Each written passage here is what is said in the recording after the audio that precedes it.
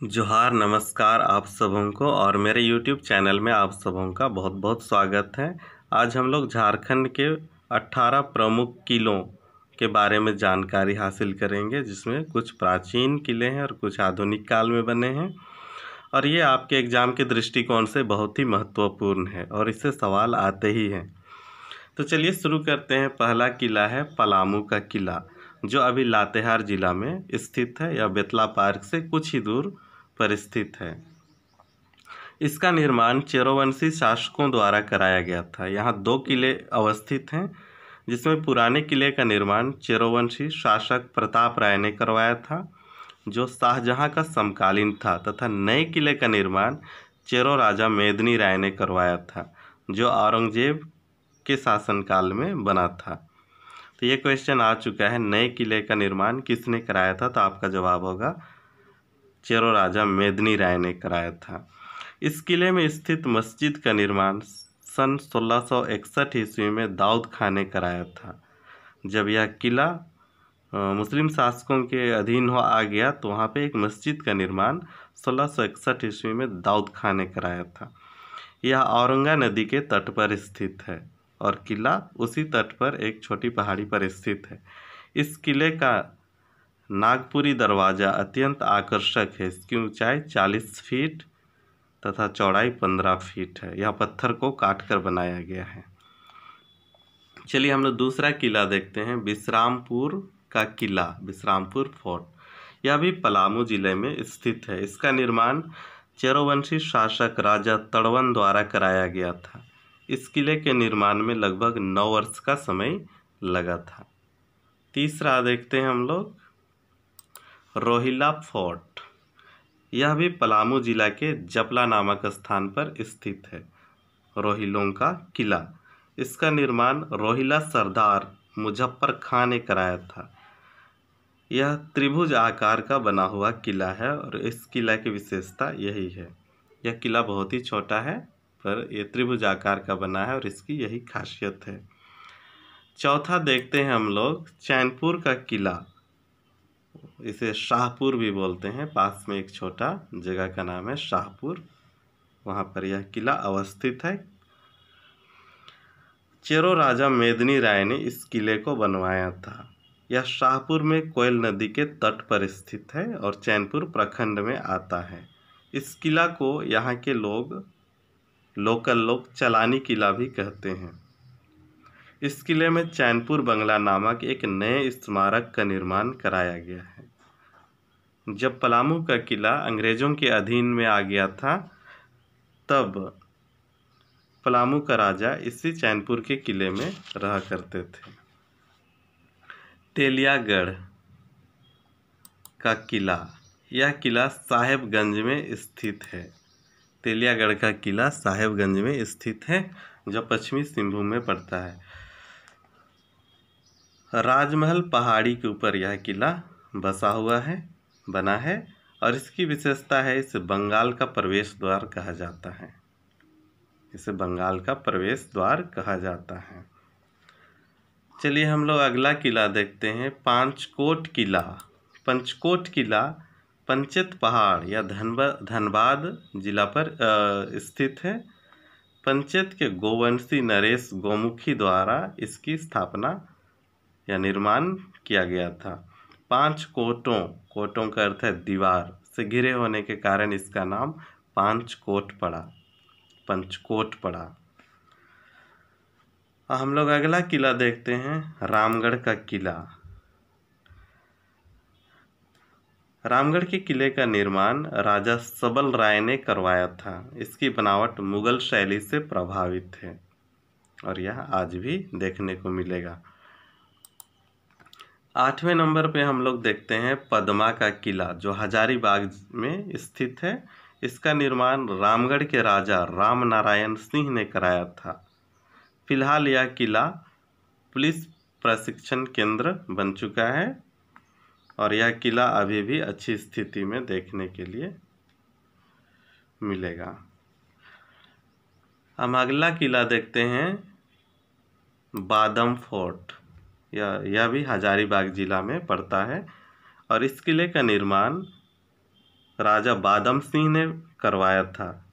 इसका निर्माण 1642 ईस्वी में राजा हेमंत सिंह ने यहाँ एक शिव मंदिर का निर्माण कराया था, जिसके अवशेष आज भी विद्यमान है।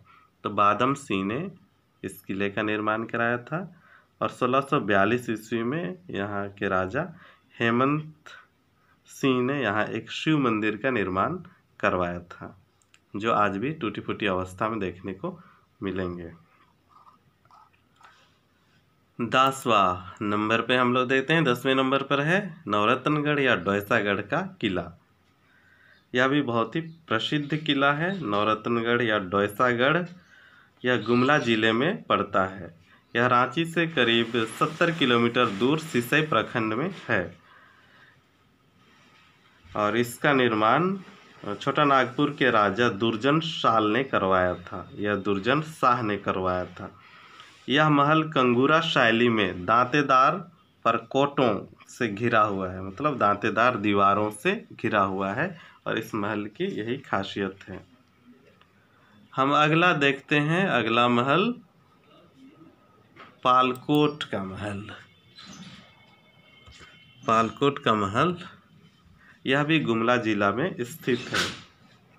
इसका निर्माण नागवंशी शासक दुर्जन शाह ने नहीं, नागवंशी शासक यदुनाथ शाह ने कराया था। पालकोट के किले का निर्माण नागवंशी शासक यदुनाथ शाह ने कराया था। हम अगला किला देखते हैं, नागफेनी फोर्ट, नागफेनी का किला।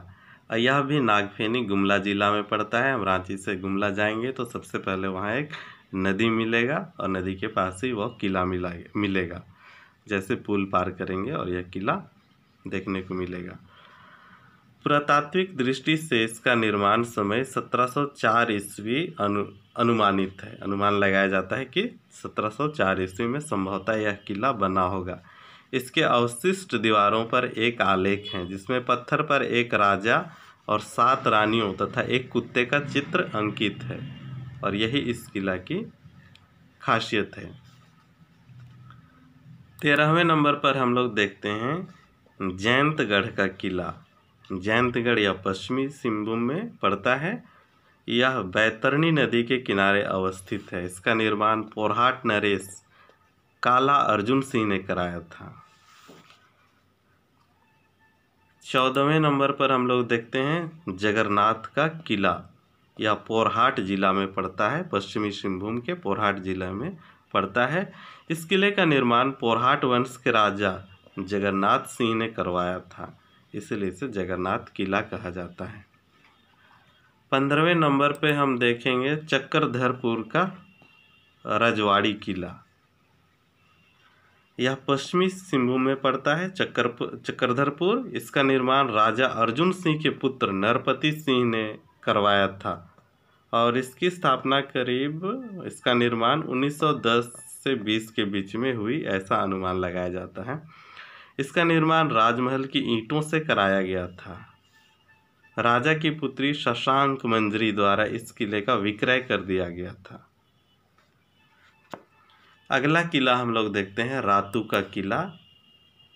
यह छोटा नागपुर में पड़ता है, रांची में स्थित है।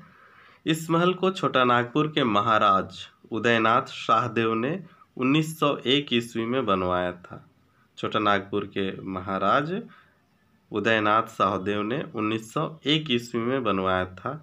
यह किला आज भी अच्छी स्थिति में आपको देखने को मिलेगा। अगला किला हम लोग देखते हैं शापित किला, जो पिठोरिया में स्थित है। इसे शापित किला कहा जाता है। इस किले से मुंडा राजाओं का बहुत ही गहरा लगाव था, क्योंकि मुंडा राजाओं ने सबसे पहला किला यहीं पर स्थापित किया था और नागवंशी राजाओं का भी इस पर गहरा प्रभाव रहा है।